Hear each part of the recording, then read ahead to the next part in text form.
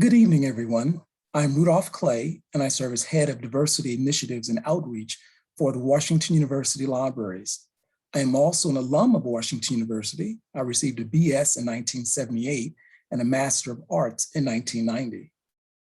On behalf of the WashU Alumni Association and the University Libraries, I am honored to welcome alumni, parents, students, and friends to this virtual event.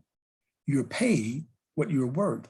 Faculty Book Talk with Professor of Sociology, Jake Rosenfeld. Now, before we begin, I would like to explain the format for today's session. You will only hear and see me, Rudolph Clay, our speaker, Professor Jake Rosenfeld, and our moderator, Valerie Davidson. The webinar is recorded, and we will share it on the Alumni Association YouTube channel following the event. Now I would like to introduce our faculty speaker, Professor Jake Rosenfeld. Professor Rosenfeld's research and teaching focus on the political and economic determinants of inequality in the United States and other advanced democracies. He is primarily interested in the determinants of wages and salaries and how these vary across time and place. He earned his PhD in sociology from Princeton University and is currently an executive board member of the Labor and Employment Relations Association, LERA. He is an advisory group member of the Harvard Law School's Rebalancing Economic and Political Power, a Clean Slate for the Future of Labor Law, and he is a senior contributor to onlabor.org. Rosenfeld's 2014 book, What Unions No Longer Do, shows the details and the consequences of labor's decline, including curtailed advocacy for better working conditions, weakened support for immigrants' economic assimilation, and ineffectiveness in addressing wage stagnation among African Americans. Today, Professor Rosenfeld will delve into his most recent book, You're Paid What You're Worth, and Other Myths of the Modern Economy. Next, I will hand it off to today's alumni moderator, Valerie Davidson. Valerie is a corporate leader known for strategic management of human capital for several major restaurant and retail corporations during her career. In her most recent roles as Chief People Officer, she provided strategic leadership to employee relations, staffing and retention, development, succession planning, compensation, benefits, and legal regulatory compliance. Valerie is currently serving as an operating advisor to Orangewood Partners, a New York-based investment firm. Valerie? Hey, thank you so much, Rudolph. I'm also honored to be involved as an alum of WashU and to be a part of this truly significant discussion on how power and social conflict do affect economics. And as a career HR professional, how to create systems that reward and recognize individuals, teams, and every other stakeholder in an organization that ensures everyone feels valued and that their worth has been accounted for is truly the holy grail. So after Professor Rosenfeld tells us more about his recent book, we're going to have time for questions. Thanks to those of you who submitted questions in the event registration. And I encourage you all to participate today by submitting questions through the Q&A function. We'll do our best to answer as many of the questions as possible. So now please join me in welcoming Professor Jake Rosenfeld.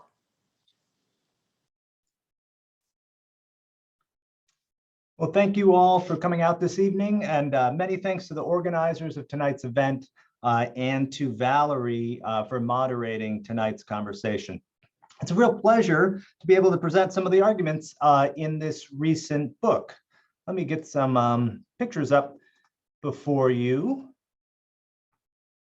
And so what I'm going to do is talk for a little bit. I don't want to bore everyone, and I know we've got dinner to think of, kids to take care of. So I'll talk for a little bit before turning it back to the Q&A section, where I hope we can dig in a bit more into some more details on some of the questions and themes I'll be discussing this evening. So what are we talking about tonight? Talking about this book, Order Yours Today. This is a book came out in late winter 2021. Not the most auspicious time to release a book, but it is what it is. So who is this book for? I think the intended audience of this book, it's a broad, wide-ranging piece of work. I think it's for anyone who's currently getting paid in a job, who has gotten paid, or who knows anyone who is or has in their past received a wage or salary. So, a narrow audience. And what I do in the book, and what I want to kind of talk to you for the next 20, 25 minutes about, is what really determines that number on your paycheck, what we think determines that number on our paycheck, and then what I think is a more accurate, realistic understanding of the really messy world of pay determination that we all find ourselves in. Now, in general, we have some hangups discussing issues of money, who deserves how much of it, and why in our contemporary society. I've actually got an ongoing new project where I probe into the salary taboo in the United States today. But for the purposes of the next hour or so, we're going to have to put those hangups aside as I'm going to examine some common misconceptions about pay determination and offer a new framework for understanding who gets what and why. Here's a kind of illustrative quote. There are a lot of these in the newspapers these days from the New York Times a few years ago. Money, along with sex, politics, and religion, is a topic best avoided in polite conversation. We're going to have a polite conversation, I hope, about money. We'll likely avoid talking about religion, might touch on politics here and there, and we'll definitely steer clear of sex. The first question I want us to focus on is what we think determines our pay. That is, how do workers in the United States today understand that number on their paycheck? So when I began this project, probably back in 2015, 2016, I started to kind of cast about on survey research, on existing academic understandings of how average workers interpret what they make, why they think they get paid what they get paid. And it turns out there was little out there, little to nothing out there, actually. So I went about and asked a number of workers. Specifically, I surveyed about 1,100 of them. And I asked them about what they think determines their pay. Specifically, on this survey, I asked, there are many reasons why an employee might be paid his or her particular wage or salary. How important do you think each of the following is in explaining pay at your main job? And I gave survey respondents a number of factors to choose from, and they weren't exclusive. People could choose, and many people did choose various factors that they think were important factors determining why they got paid what they got paid. Here are some of the kind of, I would say, big ones, or most commonly chosen ones. They include experience, right? Educational level, seniority, how long you've been at your particular organization, your occupation, right? Your organizational performance, right? How well the firm performed that particular year. And then this one at the bottom, I'm gonna really wanna key in on for the next few minutes, and that's individual performance. So what do US workers think today when asked? Well, for starters, I think workers in the United States today, and I should say these were limited to full-time workers across a range of industries, a range of occupations, meant to be somewhat representative of the kind of full-time workforce out there in the labor market today. And what we found is that many people think various factors determine their pay. And on that particular score, I think they're absolutely right. But 2/3 of us, if you looked on, let's see, on your right, my left on the screen, we're all virtual, your left as well. 2/3 of us think that our individual performance is very important to our pay, and no other factor ranked as highly. And I should say, these aren't all the factors. These are the ones that came up again and again and again. One factor that's getting a lot of play right now is cost of living differences. Right now, there have been kind of stories out there in the press about firms that are adjusting pay for remote workers who choose to work in lower cost of living places.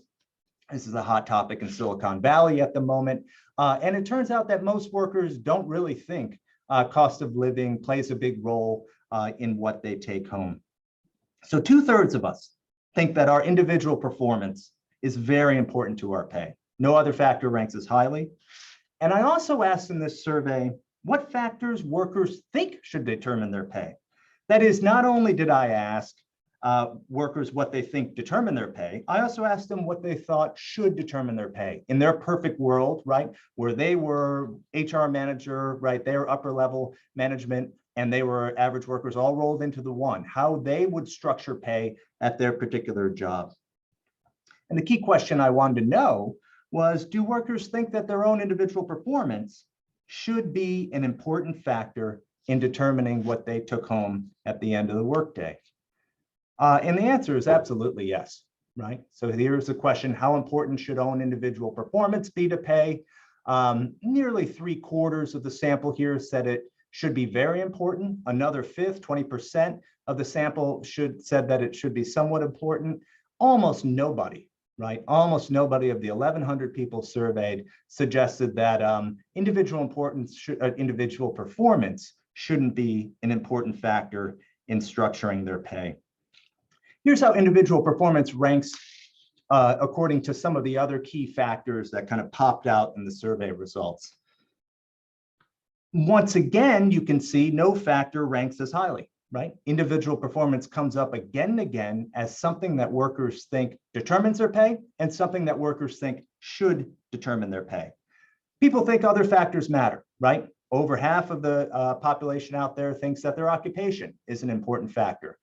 Nearly half thinks that how well their organization performed that year is an important factor in structuring the number they get on their paycheck at the end of every week or month or hour.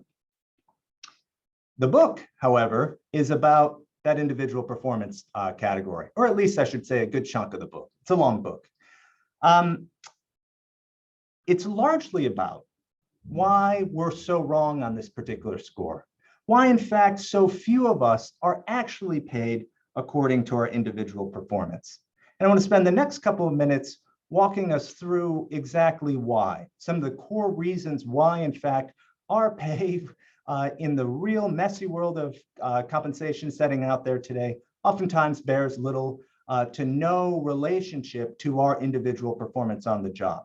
Got to go carefully because I know this challenges a lot of existing conceptions about our work, the meaning of our work, and how our work translates into what we take home. So what are the problems with this particular hypothesis? Here's the first one. For those of you currently working in the audience, I want you to perform a thought experiment. I want you to think about your colleagues, those of them you really love and cherish, those of them who you wouldn't mind seeing replace, all of your colleagues who perform the same type of job you do on a daily basis. Those of you who worked in the past, think about your past colleagues. If you were asked by a surveyor, by someone like me, came along and asked where your performance ranks relative to those colleagues who perform the same job you do currently or once did, what would you say? If you're like most of us, you'd rank your performance as quite above average. Most of us, and this is a finding that goes back in the literature across variety of work contexts, a variety of different societies, most of us think we're better than most of our colleagues at doing our jobs. Again, research findings spans decades, is consistent across any number of diverse work environments. So we have, for example, surveys done in the early 1960s where they asked professionals and managers how their performance measured up relative to their peers. And the average self-rating in this particular survey was the 77th percentile, meaning that on average, respondents in this survey ranked their performance as better than 3/4 of their coworkers. Only 2 out of 100, 150 or so who were surveyed in this particular piece of research, only 2 said their performance was below average. For NPR diehards, for fans of the show Prairie Home Companion, you can think of this as the real world version of the Lake Wobegon fantasy, right? Except instead of the children, every worker here is above average. Now, this tendency, as quoted from the book here, most of us think we're pretty good at our jobs, and most of us think we're better than the majority of our colleagues. This tendency, this characteristic is probably useful in a number of ways, right? High self-esteem has a lot of, well-established benefits, but it's going to cause real problems for managers, for HR specialists who want to differentiate pay based on some measure of individual performance. Put simply, basic math tells us that not all of us can be above average performers at our jobs. But given that we believe that we are, if we peg pay to individual performance, that's going to upset many workers who incorrectly believe that they're more productive than their peers. As a result, and I think this is a surprising finding that we found in our own research that's been documented in other research as well, most employers don't actually try to do this. Most employers don't actually try to peg pay to measures of individual performance. There are exceptions that we can get into, but most don't. And part of the reason is by kind of not connecting these two, you avoid fairness concerns that we know arise when workers think that they deserve more than their colleagues. So a different survey I collaborated on back in 2017. It's a survey of about 2,500 workers. Found that if you ask workers, you can ask workers, what do you think determines their pay? And they say individual performance. But if you get specific and you ask them, does any part of your salary or wage, right, is it connected to a specific measure of individual productivity at your job? About 10% say it is, just 10%, 1 in 10. Even among those workers whose pay is partly tied to measures of individual productivity, that share is usually a small fraction of total compensation. Think of those who receive year-end performance bonuses and the like, right? For most workers out there, that share is going to constitute a really small fraction of their total take-home pay. For one more example, according to a recent study, performance-based pay, individual performance-based pay, comprises about 10% or less among total compensation among those workers, relatively few in number, who receive any individual performance-related payments. So that's one reason why it's so difficult to peg pay to individual performance, but there are more. The second reason, measurement problems. In many jobs today, it's very, very difficult to measure performance, especially performance at the individual level. Think about it in your own line of work, right? Past and present. Is there, in your particular job, in your particular organization, is there a widely agreed upon metric that captures your individual performance? This difficulty, which we see arise again and again in occupation after occupation, the difficulty in measuring and capturing one's individual contribution is especially acute in the kind of collaborative knowledge worker jobs that have expanded over these past decades. Jobs such as management consultants, market researchers, mid-level managers of all kinds, the types of jobs that so many students from this esteemed university march on out to once they graduate. There are millions of these jobs out there today, and in each one of them, distilling individual performance into some quantifiable metric exceeds our capabilities, not because we haven't discovered the right measurement tools, not because we haven't kind of perfected the measure, but because no such measure exists. They're collaborative jobs. The kind of product is the sum total of a bunch of people working together and producing something that's very, very difficult to distill the contributions for any one particular worker in that organization. A final reason, well, I think there are many others, but a final reason that I will talk to you about this evening. Definitional disputes. Some jobs out there do lend themselves to quantifiable measures of individual performance.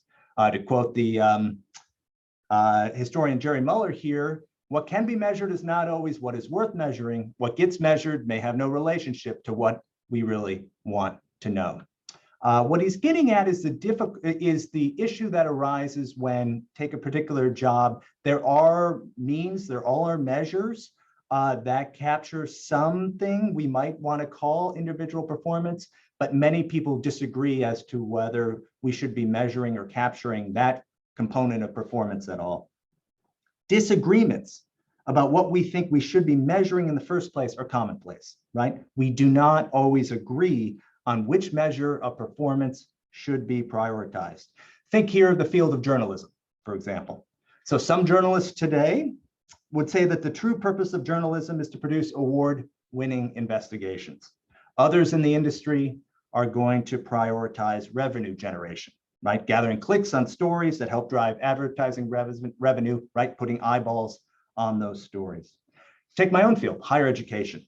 Some professors prioritize teaching and think that measures of teaching ability, teaching kind of performance should be tied to compensation, while others believe that a university rises or falls on the research that its faculty conducts. Take policing, right? There are a lot of things that cops do that we can measure. Arrests, crimes cleared, tickets issued. Is that how we want to pay them though? Turns out that in many cases we do pick one of those measures and attach compensation to them. But problems arise, right?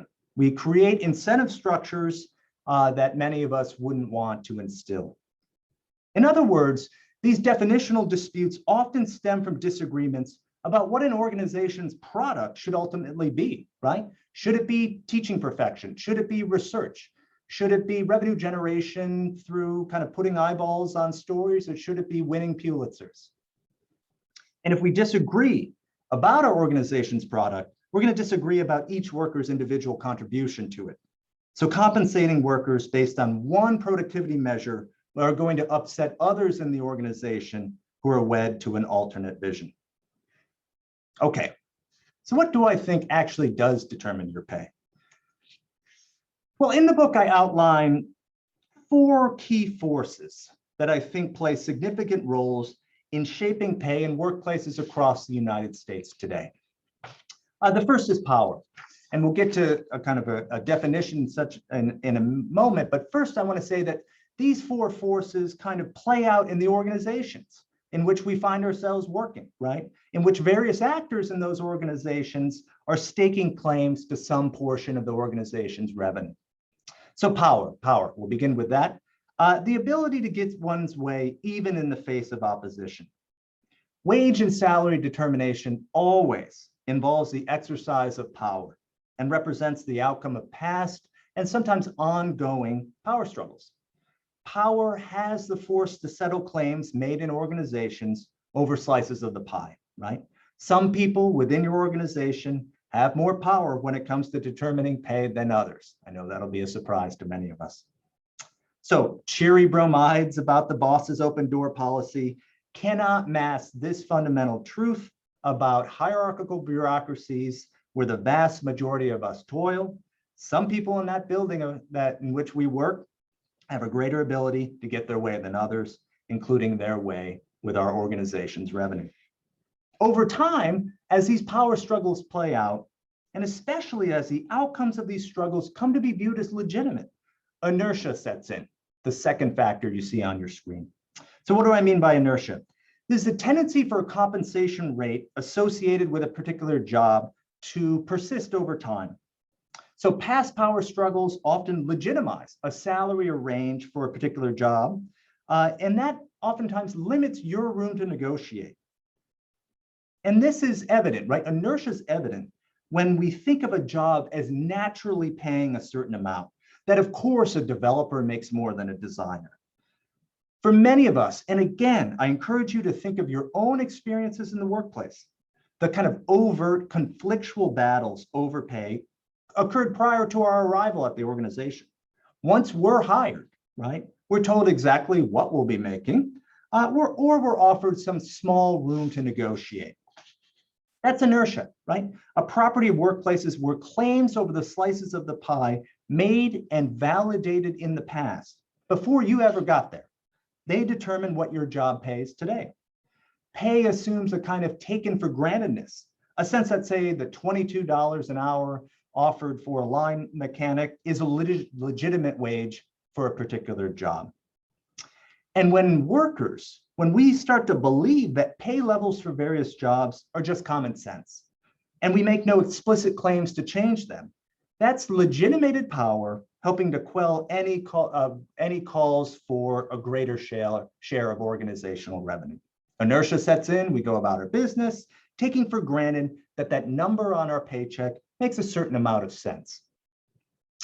Third factor here, mimicry, where firms simply match the wages and salaries of their competitors This is ubiquitous, and it's a way to simplify the pay setting process for employers. When an employer says, hey, we pay the market rate here at our particular organization, what they are really saying is that they surveyed their peer firms and they're pegging their pay to what their competitors are doing. But I do have problems with the kind of claiming that they pay, quote unquote, a market rate. I think that obscures more than illuminates. For one thing, it glosses over how the market's defined. And if we kind of dig into the messy details, defining the appropriate market is oftentimes more art than science. And it also kind of lends a sheen of technical wizardry to what is often a rather subjective process, a process that often involves a fair bit of creativity. So I think it's better to say that the organization simply mimicked, simply copied what its peers were doing. And paying the market rate, as we kind of work our way down this list, simultaneously helps to assuage equity concerns. Unlike widgets of your kind of Econ 101 classes of yore, unlike cucumbers, we care about how we're priced, right? We do care. We take this very seriously. It's wrapped up in our sense of self-worth. The price of our labor is something we are deeply invested in. We're human. And we often feel like what we're paid is not fair for any number of reasons. So you're an employer, you go out there and offer a starting salary, starting annual salary, $10,000 less than your peers. That may make some sense from a purely accounting standpoint. But good luck luring any applicants to your particular firm. Many won't be interested, feeling that the salary on offer at your firm is unfair. Paying the going rate in a particular labor market helps to kind of stave off workers and potential workers' claims that what you're offering isn't fair, right? The sense of fairness looms so large in compensation setting. The problem is that our sense of fairness, the kind of prevailing norms surrounding wages and salaries, our understandings of what is actually fair, these change and these vary dramatically between workers, meaning that employers, meaning that compensation specialists, HR teams, they must always be on alert for disgruntled workers believing that they're not receiving their fair share. Now, a couple caveats here. It's certainly not the case that individual performance doesn't factor into this equation at all. So if I were to sneak into an orthopedic surgeon's unit tomorrow, manage to pass myself off as a physician, don my scrubs and everything, my pay is soon going to plummet to zero, right? Based on abysmal performance for a job in which I lack all relevant training and skills. But once I had the training to be hired, my skills, right, are only just one potential factor among so many others influencing what I'll eventually take home. Second caveat, I'm not arguing in the book that broader market forces don't influence your pay. You might be the most powerful person in your organization with all the skills and drive needed to do your job quite well. But if there's no demand for what your organization is selling, and therefore no revenue to distribute among its employees, you're not going to get paid very much. The broader market for your particular organization's goods and services, as well as the broader market for labor, for workers, set base parameters from which we negotiate our pay. But a core motivation behind this book is to get readers to see beyond those forces, beyond the idea that whatever you're paid reflects some combination of your individual performance in these broader market forces. That, I think, is the very beginning of the conversation about pay determination, the very beginning. But it is certainly not the end, as I hope I've convinced at least a couple of you this evening. Let me begin to wrap up. Some bad news. The bad news is that in recent decades, although the past year or two has been cataclysmic for any number of reasons, but we've seen some, I would say, rather strange changes in the economy and in our labor markets that I'm happy to get into in Q&A. But beyond that, for the past couple of decades, the dominant tendencies, these dominant tendencies about pay determination, they've reshaped our economy in fundamental ways to benefit the few at the expense of the many. While the prevailing myth about pay and individual performance has helped justify unprecedented levels of inequality. So who's this? This is the CEO of the private equity firm Blackstone Group, Stephen Schwartzman, looking quite comfortable here. Should be comfortable in 2020, which was a real down year for him, I should add. he took home about $610 million. In 2020, median household income in the United States, so your typical household right smack in the middle of the income distribution, that household made about $68,700. So in this down year for Stephen Schwartzman, he took home the equivalent of 8,800 typical US households worth of income. 2018, he had a much better year. He netted a healthy $787 million. Question is, did he earn that much? Was he paid what he was worth? He certainly seems to think so, right? So back in 2010, the Obama administration issued a proposal, told you politics, we're gonna sneak in a little bit here, that would have closed the so-called carried interest loophole. What's that? Well, it's a provision in our esteemed tax code that taxes private equity compensation at the low capital gains rate instead of as ordinary income. So Schwartzman was asked what he thought of the proposal, and he likened it to, and I quote, war, it's like when Hitler invaded Poland in 1939, end quote. Now, he need not have worried, the proposal went on to fail. But if every dollar a billionaire like Stephen Schwartzman takes home is seen as earned, right? Then the low and stagnant pay for millions of hardworking Americans is also seen as reflecting their, in this case, inadequate performance. And attempts to remedy this inequality so far have been pretty inadequate, resting on an underlying, and I would argue quite false model of pay setting that views the wages and salaries we receive as approximating an individual's contribution to his, her, or their firm. If what you take home simply mirrors your contribution, then efforts to raise or lower pay distort the workings of the market. This is obviously a view I challenge. Let's fast forward to 2020. Here's a nursing home assistant pictured in the spring of that year. Many of us currently in the labor force, and I assume many of us currently watching this tonight, had the luxury of working from home during the ongoing COVID crisis. But many others, millions others, didn't. And if you think back to the early months of the pandemic, right? March, April, May, June, July, 2020. All of a sudden, the home healthcare aide, right? The nursing assistant, the nurse, the grocery worker, the driver ensuring that the grocery worker had anything to offer us at our stores. Suddenly, we were applauding those workers. We were thanking them for their heroism. We were dubbing them essential. And that's worthy, of course, right? Any worker forced to choose between a paycheck and a potentially lethal new disease deserves appreciation, deserves sympathy. But I argue that they deserve more, and not just short-term hazard pay that many did receive in those early months, but long-term living wages, right? Nursing assistants today earn less than $15 an hour. Home health care aides, of which there are millions, and the government, the Department of Labor, is projecting we will need millions more to meet the growing needs of our aging population. Home health care aides who take care of us at our most infirm, our most vulnerable, our most fragile and frail, they earn about $13 an hour. Typical grocery store cashier, about $12 an hour. And those are recent data. And I would say due to some fundamental, but I would fear short-term power shifts, these wages, these hourly wages actually represent a strong, hefty increase over the wages that prevailed pre-pandemic. As I argue in the book, for far too long, we've assumed that these jobs pay poorly due to some inherent features of the work and of the skills of the workers in them. An understanding instead of pay that is rooted in power dynamics, accounts for equity concerns between workers, is cognizant of how pay levels stick with us into the jobs we occupy, that the kind of how they assume a taken for grantedness over time, and is aware of how organizations simply copy one another when it comes to setting pay.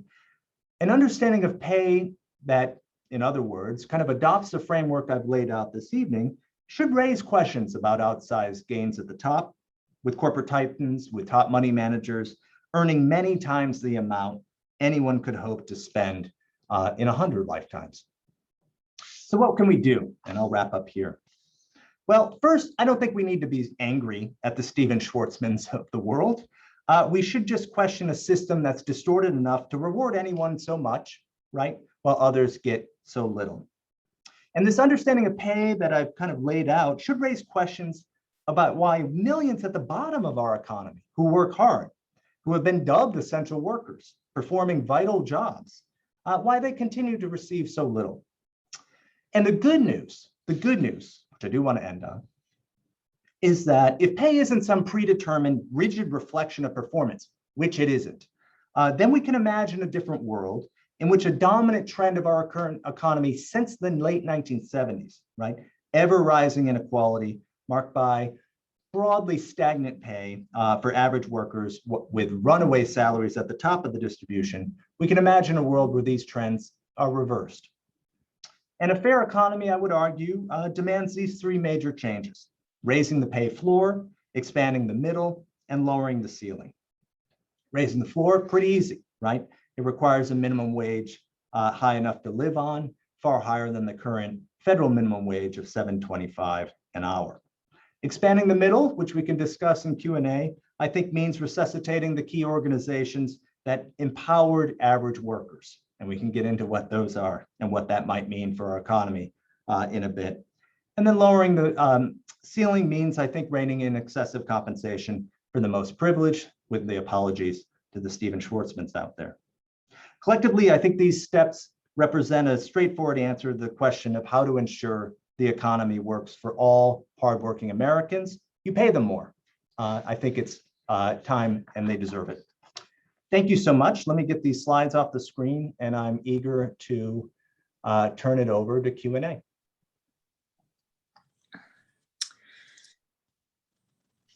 Hey, Professor Rosenfeld, that was awesome. Thank you so much for hitting the highlights. And I know there's so much more content in the book that you could have taken us through to go even deeper, but I know there's a lot of questions out there, so I want to get to that right away. And, you know, first and foremost, people want to know, what was your inspiration for writing this book? It's a good question. So I think I got into the topic of sociology to begin with. I've always been fascinated by pay determination. Why do we get paid what we get paid? And studied enough to know that I thought the prevailing explanations, the prevailing stories we told ourselves didn't make a whole lot of sense. And that became evident kind of walking through some historical examples, some data. So a construction worker in the United States today earns about $10,000 less than a construction worker in the United States in the 1970s. Question is why? The work's largely the same. It hasn't been automated. You can't send your house over or send the kind of raw materials of your house over to China to be fabricated and shipped back. And same with a number of occupations out there. Truck drivers today compared to truck drivers in the 60s and 70s. Meat packers, you can go down through the list, that there's all this really interesting variation that really raise questions about some of these core stories we so often hear, we so often base our policies on, and we so often tell ourselves about what determines our pay. That makes sense. And, you know, with that, if I wanted to sit down and discuss this book with family at the Thanksgiving dinner table, which of course would include a number of diverse ages and adults and children and the different places in the workforce, what's really the salient takeaway from your book, and how could someone share this in a setting that would be relevant to everyone? What is it that you can crystallize for us? Yeah, that's a great question. It's a difficult question. I think that first and foremost, that the idea that our pay is some fundamental reflection of our performance on the work at the workplace simply doesn't hold water, except for very, very few occupations out there. We can think of maybe kind of sales, for example, but there's complications in that case. So first and foremost, I think that's a fundamental selling point. You know, in talking to people about this book over the past 6 months, year or so, I've been kind of heartened that, you know, there's skepticism from a lot of folks, but anytime I talk to compensation expert, anytime I talk to someone who's in charge of setting pay, and I kind of highlight all the kind of messiness and the complications involved in their job, they validate that. They often say, oh, absolutely. We're always on guard for workers feeling that the salaries are unfair, right? We're always having to deal with equity concerns. We're always trying to think of ways to peg pay that has to kind of establish pay rates that have a motivating factor behind them without letting salaries get too out of line so that some people are jealous of what others make.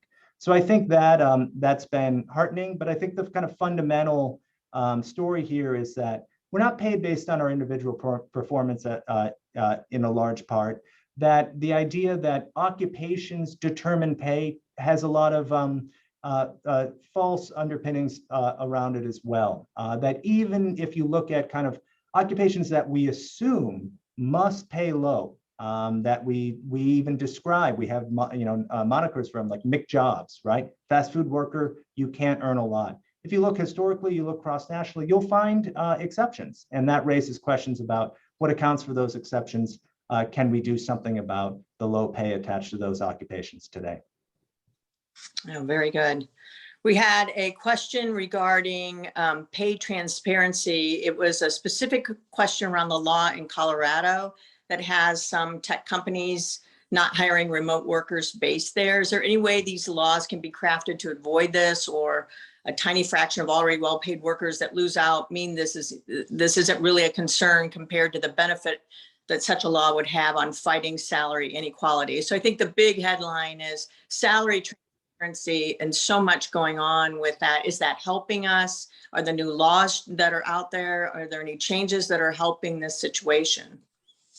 These are great questions, and Valerie, please cut me off if I go too long on this one, because this is what my kind of current research is centering on. So right now, just speak specifically about the Colorado law. What has gotten some employers skittish about the Colorado law is that it specifies employers have to publicize pay bands for particular jobs. And that would be a pretty dramatic, pretty radical, some would say, step in the contemporary United States. Now, there's this thing called the public sector, which employs about 15% of US workers. And in the public sector, pay is oftentimes completely transparent, right? And oftentimes attached, narrow pay bands are attached to particular jobs. But in the private sector, and specifically the private non-union sector, pay secrecy is the norm right now. So we've done surveys, and it's something like 2/3 of private sector non-union workers are either told by their manager, hey, we don't talk about pay around here, or it's a formal rule in their workplace, right? It's part of the employee handbook, and there are punishments attached to violators. I actually got kind of interested in this particular topic way back when I was teaching at the University of Washington. I had a student, she was upset, and I asked, what are you upset about? And she had just been fired from her job for accidentally letting her pay slip fall onto the floor. Manager came by, picked it up, and said, you're out of here, right? This is not something, you violated our company's pay secrecy policy. And so we're in a real moment of flux, I would say, right now. So not just Colorado, but over a dozen states have passed laws that mean to encourage transparency around wages and salaries in just the past decade. Our work suggests that so far these laws have not had much of an effect. Most workers still remain under a pay secrecy policy of some sort. The idea behind the law is that, well, on the one hand, you can't know if you're getting paid what you're worth if you have no idea what your peers are making, right? You can't know if you're being underpaid. You can't know if you're being overpaid. And a core kind of motivation behind many policymakers' efforts here is to narrow gender wage gaps. The idea that women can't know if they're being discriminated against at the workplace if they have no idea what their male counterparts are making. It remains to be seen how effective these laws are going forward. The research on here is ongoing. It's a hot topic right now. I think a consistent finding that's emerging from the literature, in some ways isn't so surprising, is that as firms move to a more transparent posture, as workers have more ability to find out what each other make, the gender wage gap does seem to go down a bit. But it doesn't go down because women are making more. It goes down because men's salaries are lower, right? So they solve the gender wage gap by kind of reducing pay for men. So you've lowered the gender wage gap, but everyone ends up making less on average. Always a way. Oh, There was a question around labor unions, and I know your book talks a lot about labor unions. What are the current trends you're seeing in labor union density within organizations? Do you predict that there will be growth in the labor movement now that there are more pro-union appointees within the NLRB? And with the Biden administration being pro-labor, do you think there'll be more legislation similar to the PRO Act being pushed through Congress during the election cycle? It's a great question. My past book was about the decline of labor union power in this country. I would say I would still mark myself skeptical that there's going to be a fundamental turnaround anytime soon. On the other hand, this is the most pro-union administration of my lifetime by far, but that's not saying a whole lot. And I think the impediments to growth for organized labor in this country lie in the private sector, where about 1 in every 20 workers today belongs to a labor union, compared to about 1 out of every 3, if you dial back to the mid-1950s, the kind of peak of the labor movements, or the kind of labor movements heyday in the United States. And the reasons for that decline, I think, would take a whole other discussion, but a key one is that employers really perfected an anti-union playbook, and they took advantage of weaknesses within our current labor law to do so. So much to the extent that today, if you're an employer, there's agitation among your workers about organizing. You're in the private sector and you're dead set against having a union in your workplace. You have so many tools at your disposal, and 9.5 times out of 10, you will succeed in stymieing that labor union attempt. This is despite the fact that we now have growing evidence of more and more increasing support for organized labor among average workers. We have recent data came out of a team of researchers at MIT that found that close to half of non-union workers would support a union drive if given the opportunity. This is especially true among younger workers who seem to hold more pro-union attitudes than their parents, than their grandparents. The problem is so few of these workers actually are given the opportunity to see these kind of beliefs come to fruition. Great, yeah, a lot of changes on that, and you've highlighted quite a bit of that in your book. Let me see if I can pull up a couple of the questions here. Let's see. I work with individuals who think they're a better worker when in fact they're not. These individuals are thrown into their roles. However, these individuals don't truly have the skills or qualifications or desire to be in their roles. I believe this is another reason why some skilled workers and talented workers get overlooked. That was a comment. Maybe you have a thought about that. Sure, I would just say that our estimation, just to kind of back up to some of the comments I made earlier, our estimation of how well we perform our jobs is, to put it simply, quite inflated. And again, that's probably good in some ways, but it causes headaches for employers, for managers, for HR managers trying to allocate compensation, especially those who are trying to allocate compensation based on measures of individual performance. It's one of a number of reasons why so many don't in the end. Yeah. Right. We had a question about skill versus luck, sort of being in the right place at the right time versus, hey, I'm truly I bring all the right skills, I've got all the right package, but, I was sick that day. Yeah, I think it's a great question. I think we underestimate the role of luck, both in terms of the types of jobs we get and in terms of our career trajectories and what we end up taking home. And the role of luck seems to be actually growing in importance.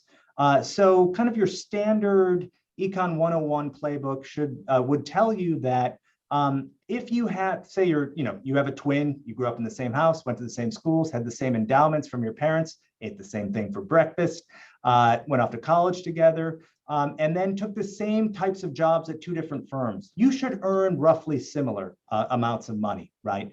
That the person who went to firm A should earn just about the same as the person who went to firm B for a number of reasons, but that what we found, and we found that this is a trend that's accelerating, that where you luck into firm-wise matters more and more than it did in the past. So that if that person lucked into taking a job at Facebook versus MySpace, that's going to make all the world of difference 5 years down the road, 10 years down the road in terms of their compensation. And I think if we take seriously that a lot of this is luck, that a lot of this is partly arbitrary, but a lot of this is luck, it should again raise questions about the fairness of our current set of economic arrangements.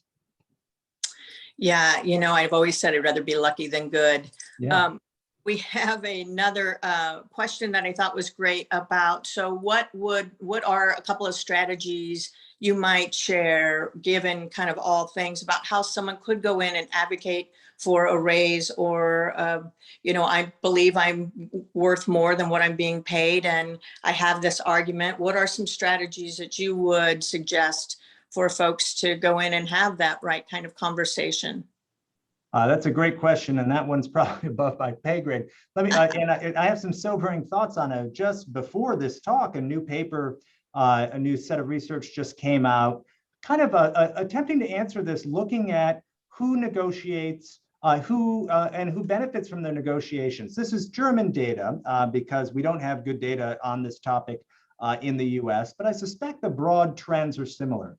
And what it found is that obviously the types of jobs you have are going to determine whether you can negotiate in the first place. For many, many millions of workers out there, there's no negotiation. You accept the wage that's on offer. But for professionals, right, for your kind of upper middle class jobs, there's oftentimes some room to negotiate. And there's been this kind of backdrop story that especially kind of disadvantaged minorities, women should lean in, right? Should really go in and negotiate and demand more from their boss.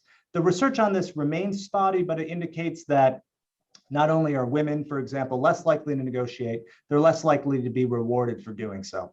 And so that what this particular article found was that the men who negotiated earned more than the men who didn't negotiate, but the women who negotiated ended up not doing any better than their counterparts who didn't. So that's sobering. I think, frankly, that we need to move beyond the kind of individual volition solutions here and think more of kind of policy level that we might push that would help us get to a kind of more equitable framework. Very good. Sorry about that.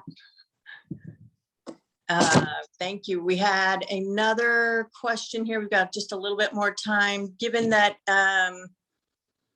let's see, you mentioned the current cost of living considerations based on high earners moving to geographic locations that historically pay lower. Where do you think these cost of living considerations, the adjustments are headed, considering current attraction and retention issues for employers?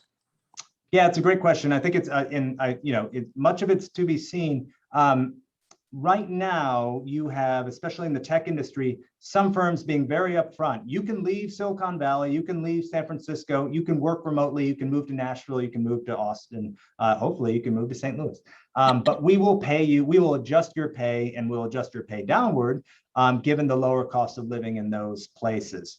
I've kind of come back and forth on this issue. I thought that would backfire. That one thing we know from the research is nobody likes a pay cut, however well, however it's framed. Now, talking to compensation specialists involved in this, they say that they have to manage equity concerns in both directions. On the one hand, they have to worry about that worker who did decide to pick his or their family up and move to Nashville or St. Louis, who now is facing a pay cut. And that's going to hurt their morale. That's something we know. But they also have to worry about the workers who are sticking it out in Silicon Valley or sticking out in the Bay Area, LA, Seattle, other high cost of living places, who then go on Instagram and see their coworker, luxuriating in their new big house with their nice swimming pool in the St. Louis suburbs, and knowing that they're still making the same amount that they are. And that raises equity concerns in a different direction. So one thing I could say is I'm very happy I'm not in charge of these decisions. I still think on balance going forward, what you'll find is more and more firms backing away from lowering compensation of those who move. What they might do is find other perks, benefits to offer those workers who stay. Yeah, very good. In that same thought, you mentioned in your book about it can be done. And you make a great point about comparing what Costco has done specifically around they're a retailer, they've made different choices, and they have different outcomes. Do Yep. you see other employers taking more risks and flying in the face of quote unquote what shareholders will allow us to pay and other things we've heard? Yeah, it's a great question. I think, for the past decade or two, Costco has stood out as the big exception, right? The competitor to Walmart that really does treat its workers well. Right now, we're in a period of real flux. And so you'll see it, we're seeing announcements every day about some major firm or another offering things like covering the costs of college tuition and the like. That was an Amazon announcement yesterday.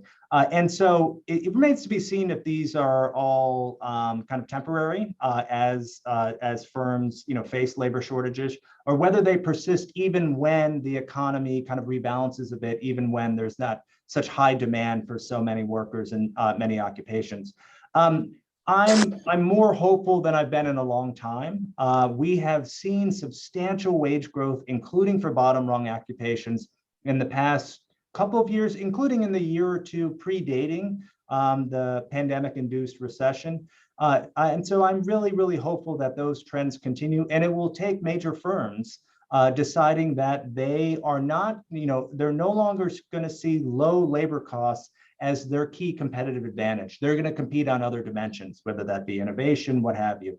And to the extent more firms are doing that, and firms are moving in that direction. We've, Walmart, which was the kind of poster child for rock bottom pay, has announced a series of wage increases over the past few years. And that does give me some hope.